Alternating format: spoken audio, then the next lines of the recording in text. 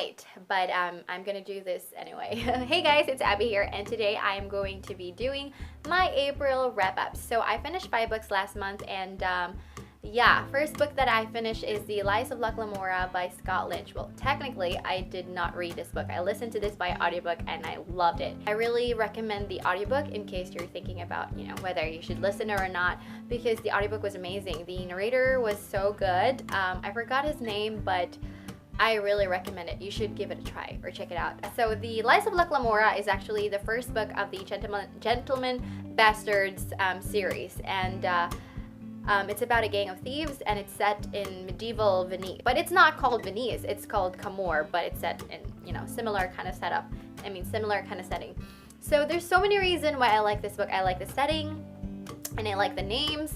I have a huge thing about fantasy names. Like, they're always a big issue for me. Like, I want a name that will really leave an imprint in my mind, and some fantasy books are just really suck at names. But The Lies of Lamora, I love all the names, and it's probably one of the reasons why I really fell in love with the series, because of the names, the setting, the characters, and at the same time, the writing style. There's a lot of cussing, but it is so well done. It really suited the writing style, the story, and the setting, and also the characters, which is amazing. Of course, they are thieves, so what do you expect? I gave this book 4 out of 5 stars. I could have given it a 5 stars, but I wanted more depth to the story. Everything is just so great, so I kind of really set my bar so high because everything is so great. So I'm saving my 5 stars to the next books because I have a feeling they're gonna be great. There's a thing called the Bondsmage, and I'm like, wow, this is the first time I've ever heard of something like that, and it's just so unique to me. I just wanted more, and I'm probably gonna get that in the second book, which is called The Red Seas Under Red Skies. I cannot wait to read it. I just don't know when, but I'm sure I'm gonna read it. Next book that I finish is A Court of Thorns and Roses and A Court of Mist and Fury, both by Sarah J. Maas. So I wanted, I'm probably gonna get a lot of hate from this because I wanted to be completely honest and tell you guys that I did not 100% love this series so far, and I know a lot of people really liked it, so it's kind of scary to talk about why, but I'm still gonna do it anyways because I just wanted to be completely honest on my thoughts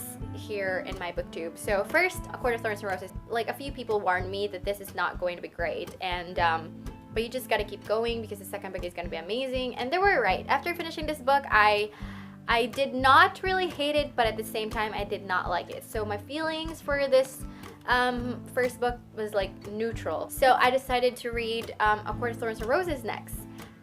And I was very excited. At the same time, I was waiting for a certain moment to happen that will transform or change my mind about the series, but it didn't happen. Well, maybe it happened, but it just didn't,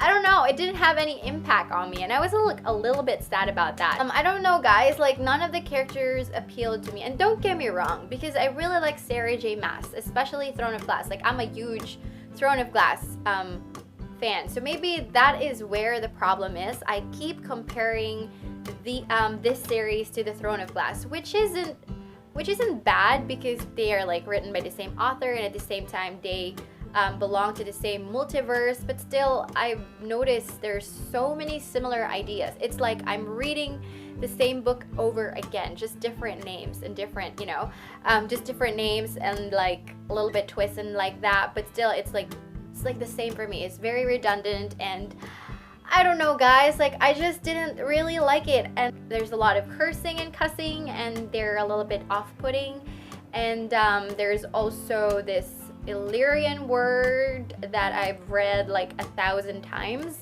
Illyrian blade, Illyrian armor, Illyrian wings, Illyrian males, Illyrian. How many times do I have to read? I get it, they're Illyrians, I get it, but you don't have to repeat it 1,000 times. And then Farah does things that completely nullifies everything that she did in the first book. And then I've noticed that it's also more focused on making us fall in love with Reese. So many really repetitive description about how good looking these fae males are, and I'm tired of it. I'm sick of it. I get it, they're good looking, you don't have to repeat it 1,000 times. It was just really throwing me off. I don't I don't, guys, like, I'm sorry. Like, I wanted to really love the series because I'm a huge fan of the Throne of Glass series, but it's impossible because I just can't stand it.